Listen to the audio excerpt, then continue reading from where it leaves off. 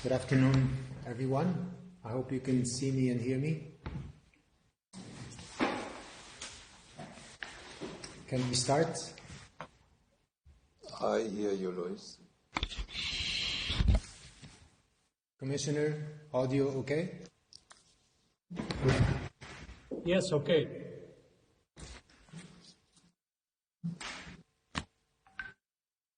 Okay, good afternoon. So welcome to this. This is the second Eurogroup video call press conference that we're doing. The last one worked well. We'll try to keep the same standards.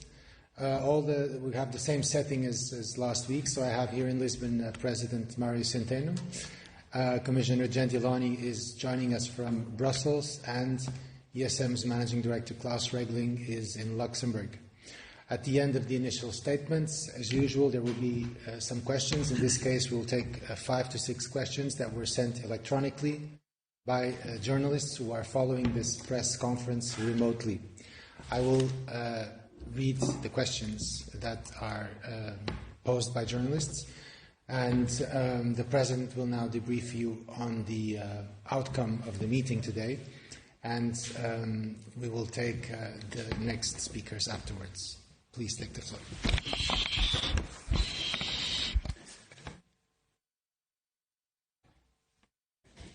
Can I start? Well, good evening.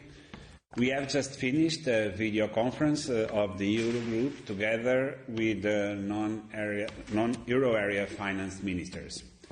All the energy and focus is on initiatives to tackle the economic crisis caused by coronavirus outbreak.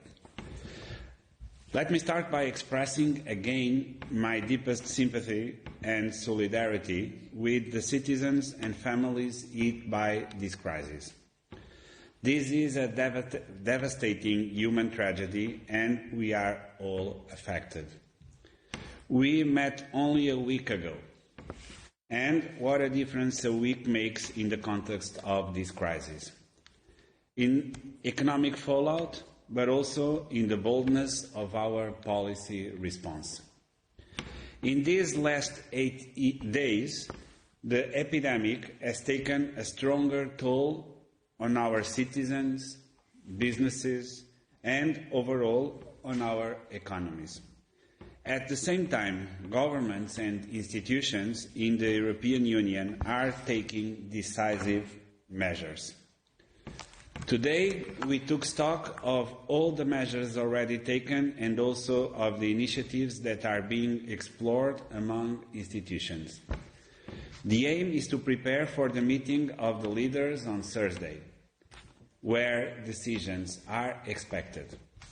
First, there is a clear increase in our fiscal response. In 1 week alone, the total amount of the fiscal measures at national level has doubled and is now estimated at 2% of GDP. Liquidity support schemes for firms and workers have been scaled up from 10 to more than 13% of GDP. Second, coordinated measures at the European level are being deployed, supplementing national efforts. There has been significant progress since our last meeting.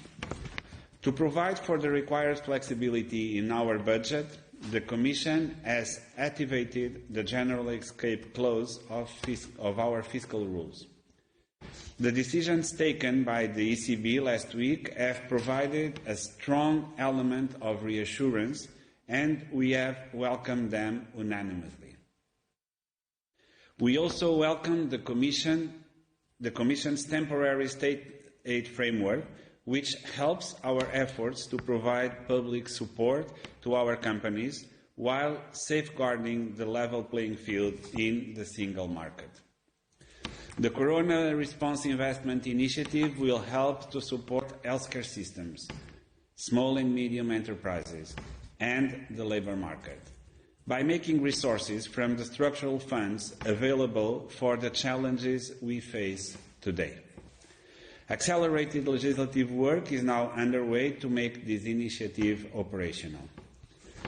The EIB's proposal for a 25 billion euros pan-European guarantee announced by President Hoyer, which will represent an additional 200 billion euros in support for SMEs, mid-caps and corporates which are struggling to cope with the virus fallout.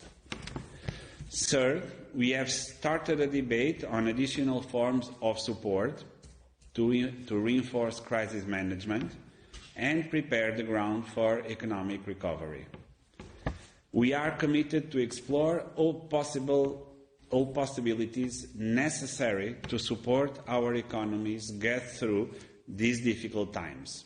This involves all our institutions. This discussion has just only started and more work is needed to get to the finish line. The challenge our economies are facing today is in no way similar to the previous crisis. This is a symmetric external shock. Moral hazard considerations are not warranted here. We must bear this in mind when we consider coronavirus-dedicated instruments. This is particularly true for any ESM instruments which were set up during the last crisis. We look forward to more initiatives, namely from the European Commission, which is expected to bring forward its unemployment insurance proposal. Our discussions are more advanced on the ESM work stream because we can build upon the strong framework already in place. There is broad support to consider a pandemic crisis support safeguard based on an existing ESM precautionary instrument, such as the Enhanced Conditions Credit Line. This would provide an additional line of defense for the euro and work as an insurance to protect us against this unfolding crisis. The features of this instrument would need to be consistent with the external, symmetric nature of the COVID-19 shock. This is also true for any attached conditionality. In the short term, it will be targeted to coronavirus response, and in the longer term, countries are expected to return to stability. This instrument will be available for all countries to apply individually. The size of the available instrument could be in the range of 2% of members' GDP as a benchmark. While there is broad support among members around these features, more work is needed on details. This discussion corresponds to the leaders' mandate to explore options among institutions for an European Union coordinated response. It will allow me to report back to leaders on Thursday. We look forward for their guidance and stand ready to implement their decision shortly after. Collectively, we will continue to do everything within our reach, going beyond, to support our citizens and our economy. Thank you.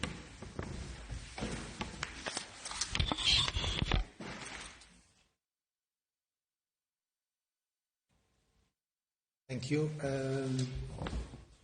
Now, let me just highlight the fact that the deliverable of this meeting is a letter by the Eurogroup President to the President of the European Council that will meet, that will convene on Thursday. We will publish this letter later this evening. There is no statement, as is often the case in Eurogroups that prepare European Council meetings. Without further ado, I would pass the floor to the Commissioner Gentiloni.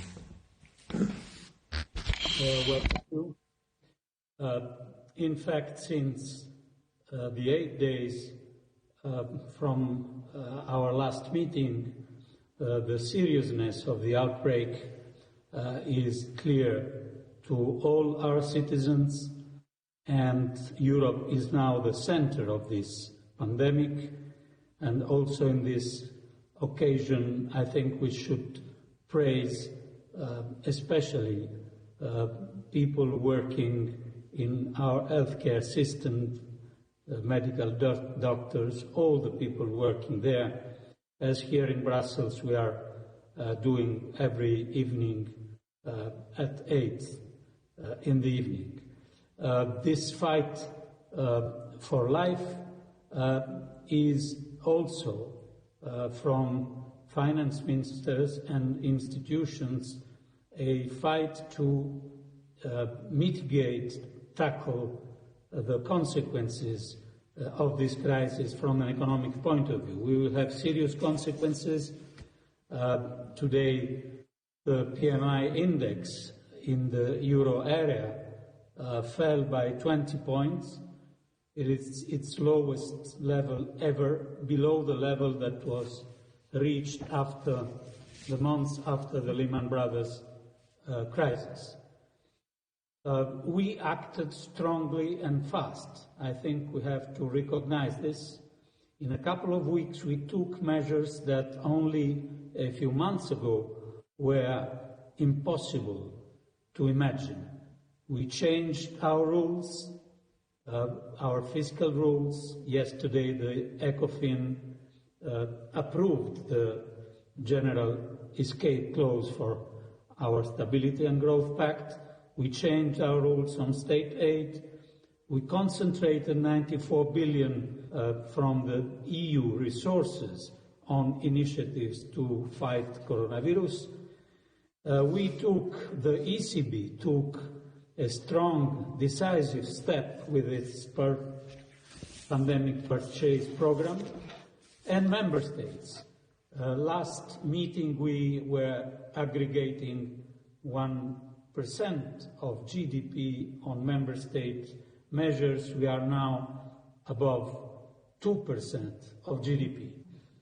Today we discussed further possible steps through the ESM special initiative on coronavirus, through EIB giving liquidity to small and medium enterprises, and through the Commission, the effort from the Commission to find new way using the Article 122.2 to support jobs in this difficult situation.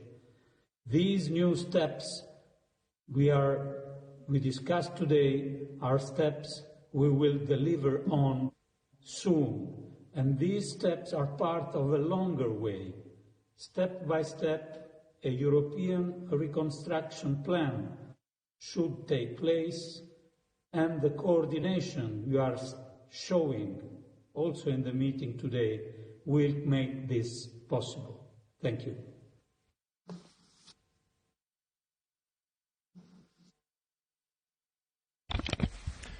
Thank you, Commissioner. From the ESM, Klaus Rέgling, thank you. Yes, good evening. It was very good to continue tonight the discussions that the Eurogroup had a week ago. We are facing a global emergency, an unprecedented multi-dimensional crisis, as we have not seen it since the Spanish flu more than 100 years ago.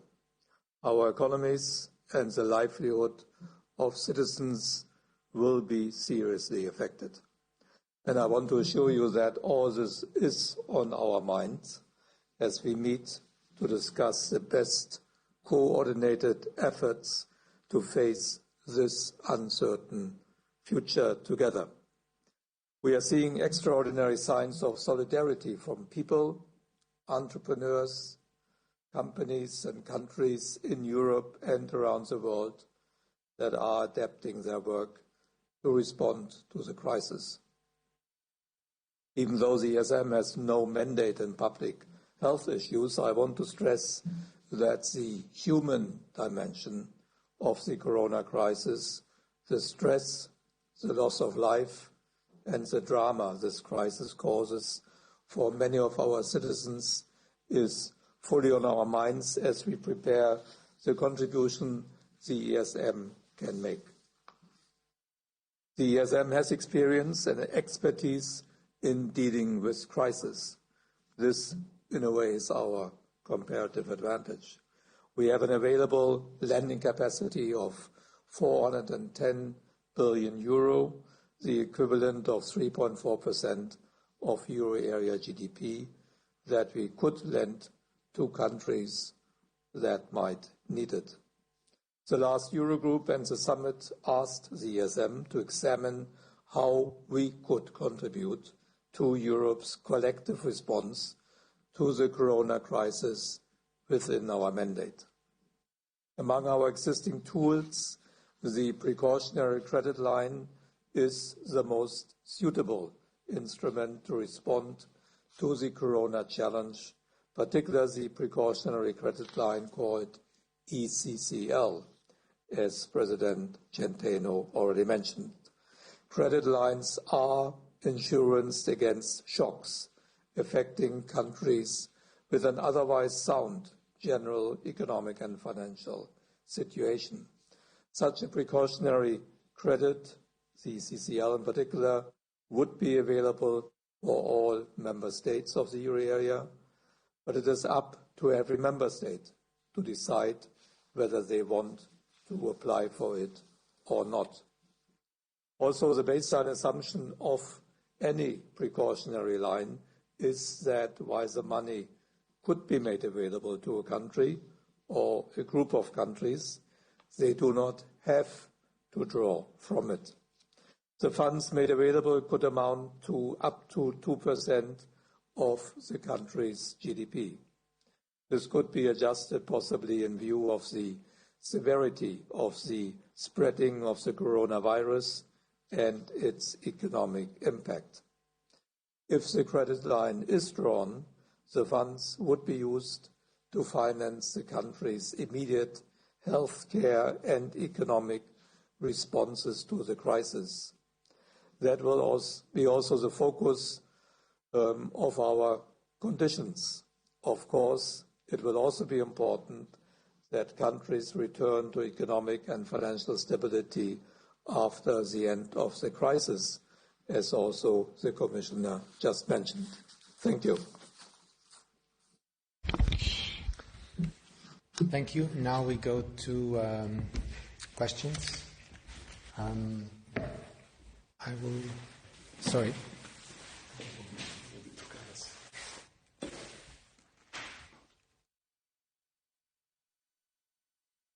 Okay, I will start with the question from María Caro of Radio Nacional de España. For President Senteno and Commissioner Gentiloni, do you think there is a real possibility to approve the so-called corona bonds?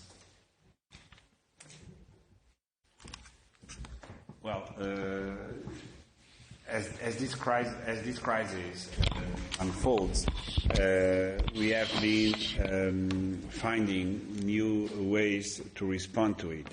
This is our commitment, and this is how I will respond to your question.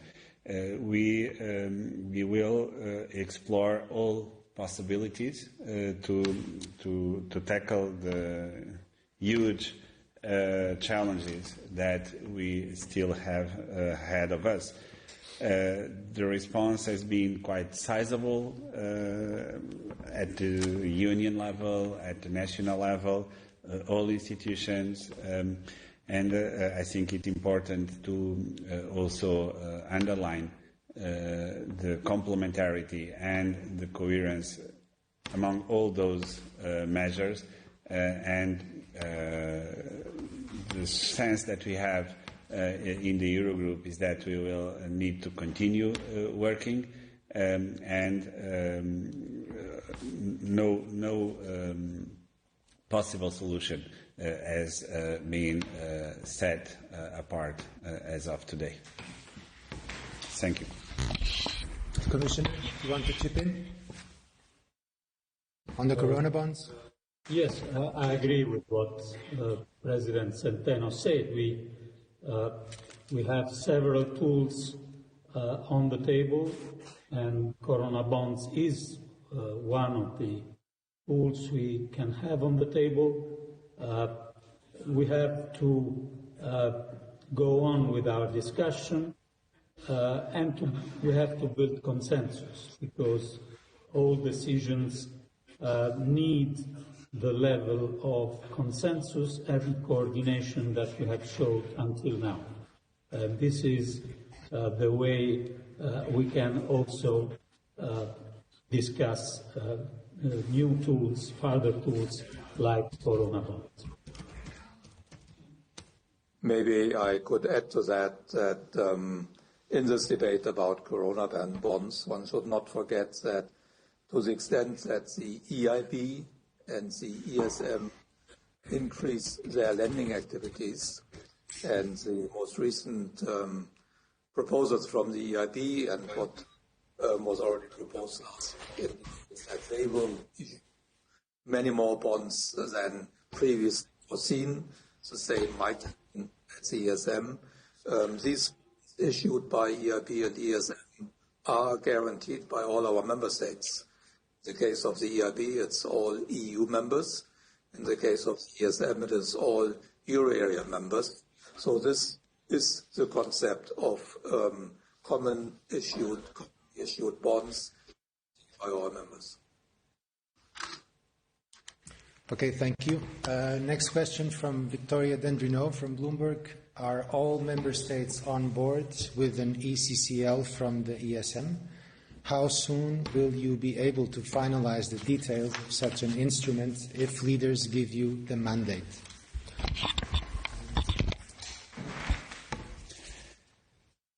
Thank you for your question. As I mentioned in my introductory statement, there is broad support to consider the approach of using the ECCL as a pandemic crisis support.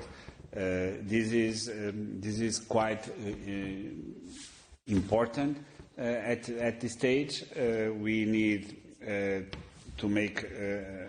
design an instrument that is available to all member states, although not all member states need to draw from this credit line, and this needs to be considered euro area-wide instrument, and we were able to build this very broad support around it. We still need more work. This was the conclusion of today's meeting. We announced already that we will meet very regularly, ideally on a weekly basis, and certainly we will come back soon to debate this issue again. Now there's a very important moment in this crisis, and the solutions we may be able to find to tackle it, which is the European Council meeting on Thursday, and the mandate that we get from there is absolutely key to the success of the next steps. Thank you.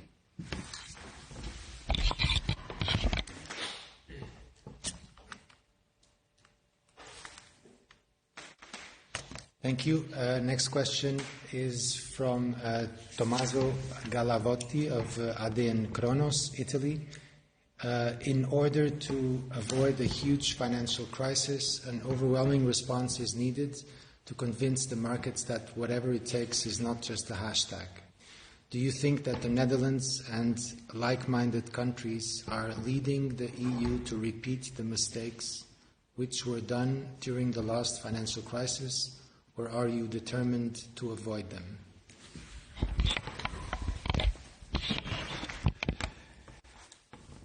There is a very clear political commitment on all sides, and the debate today in the Eurogroup showed precisely that. We will always be able to find differences in the approach that different countries take to the challenges we have ahead of us. But everyone understands that this crisis is not the same as the previous one, that this is a very clear and sizable symmetric shock that affects all of us.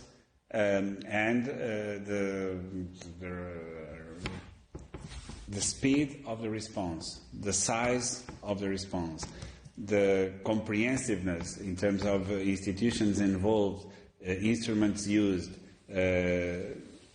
is non-comparable to what we had in the previous crisis.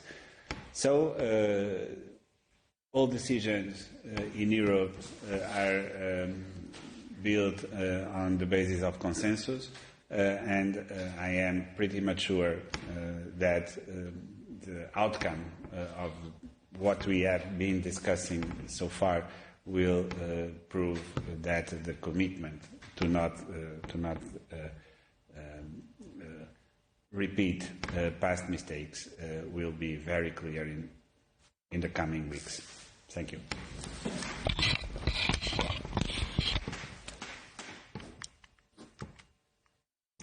Thank you. Now I have a question from David Carretta, Radio Radicale.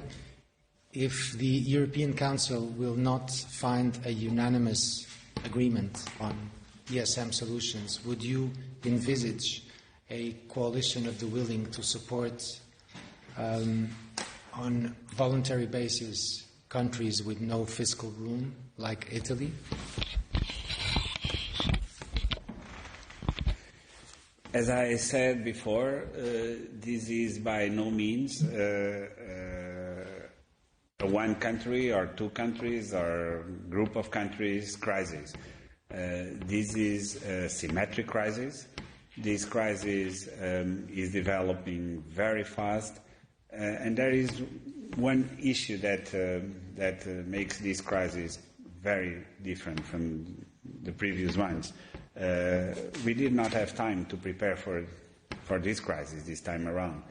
And this dimension of the speed of response, if you evaluate it correctly, will underline precisely the commitment that is behind, I'm going to say behind the scenes in the meetings we have. We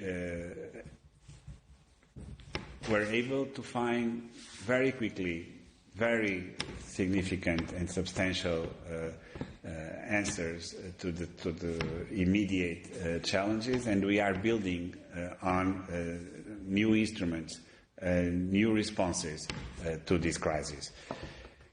Sometimes we buy insurance, sometimes we tackle what is the sentiment of the markets. Others, we reply to the very dramatic health crisis that we all face. But always, this is a common answer. This is an answer of the 29, of the 27, and it will continue being like that. Commissioner, do you want to chip in on this?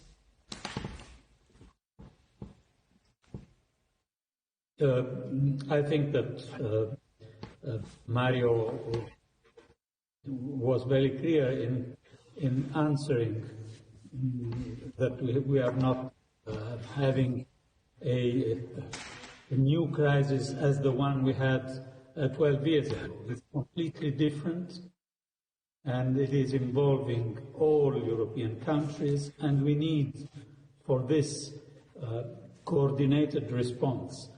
And the method to reach coordinated response is compromise. So we perfectly know that we inherited different visions and divisions from the previous crisis. But I am confident that this new crisis could allow us to overcome these differentiated visions and these divisions. And I think that what we already decided in the last couple of weeks is showing that this is possible.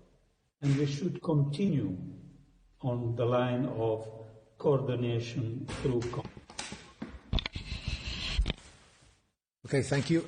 Maybe I will bundle one question and a clarification request that has popped up in our journalists' feeds.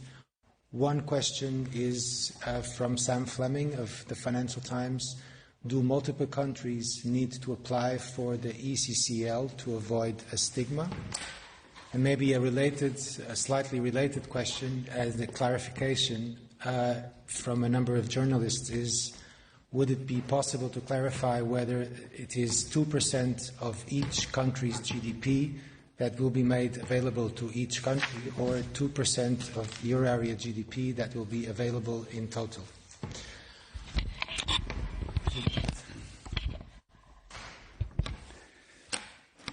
Thank you very much for your questions.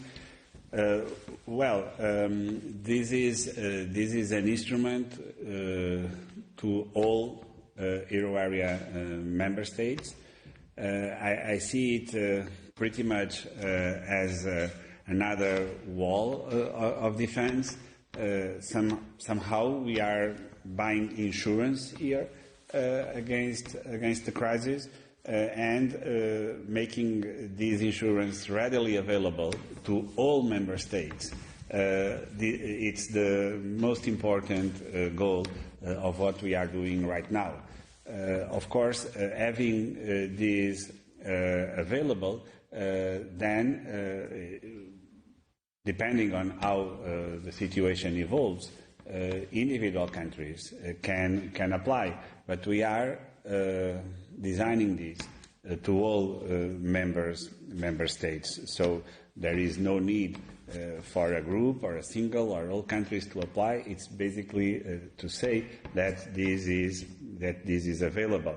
Let me tell you that also in this respect we are moving together while keeping the social distance. But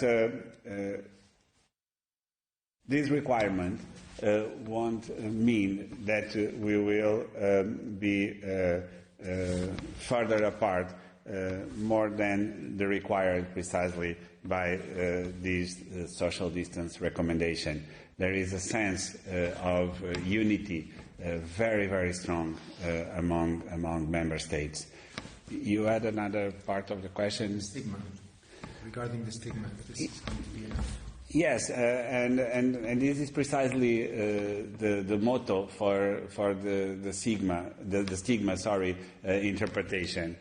We need to stand together on this, taking all precautions that we need in this respect, and understanding that the level of integration that we achieved in the single market, in our economies and societies, must be kept together, and we will work to make this true today and in the days to come.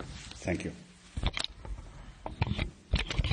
Thank you. Maybe a last question that I would also bundle. I think they are both for Commissioner Gentiloni. David Thomas from Market News International.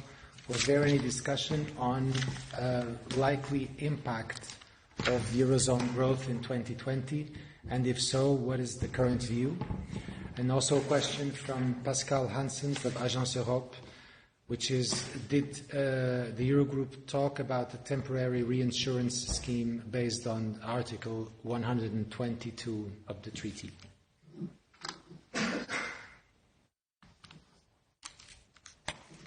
Yes, for sure we will have serious consequences. In fact, the Commission is not having in these weeks forecast, but we have evolving scenarios. I would say evolving by the day. What is sure is that we will have a recession in euro area and in EU in 2020, and the level of the recession is strictly connected to the duration of this outbreak.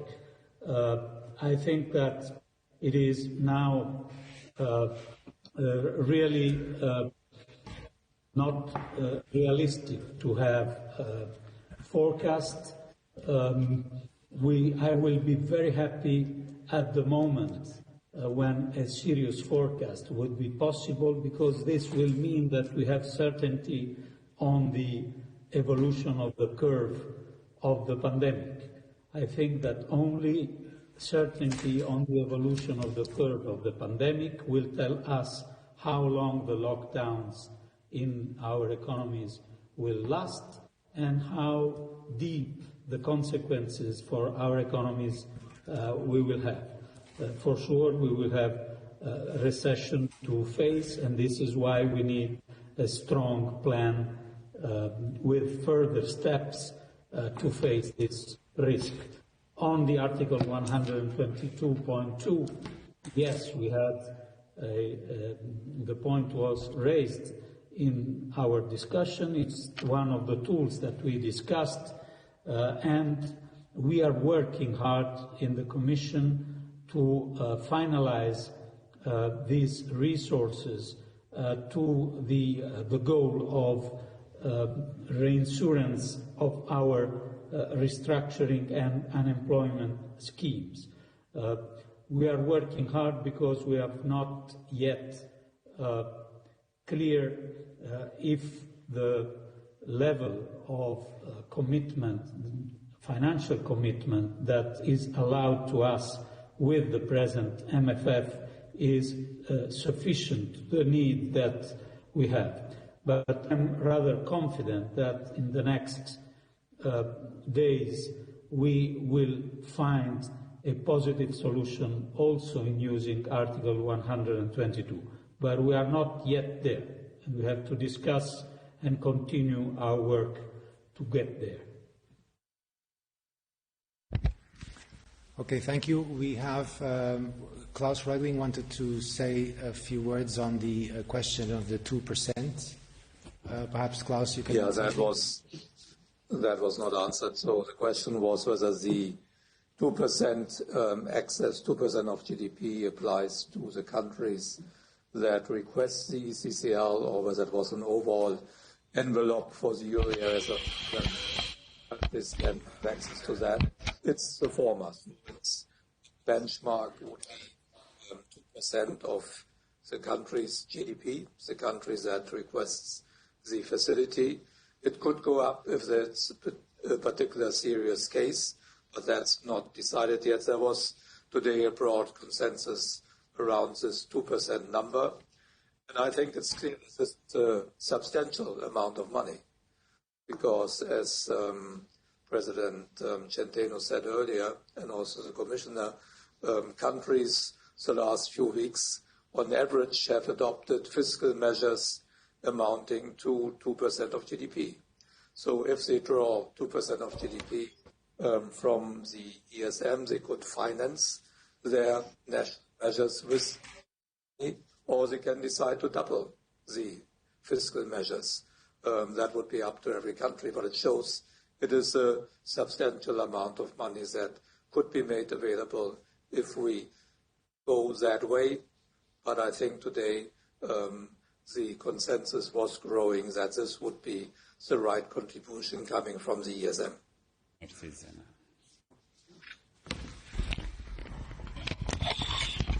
Okay, thank you very much. We have taken quite a number of questions, and that closes it for today. Thank you very much for attending. Bye-bye.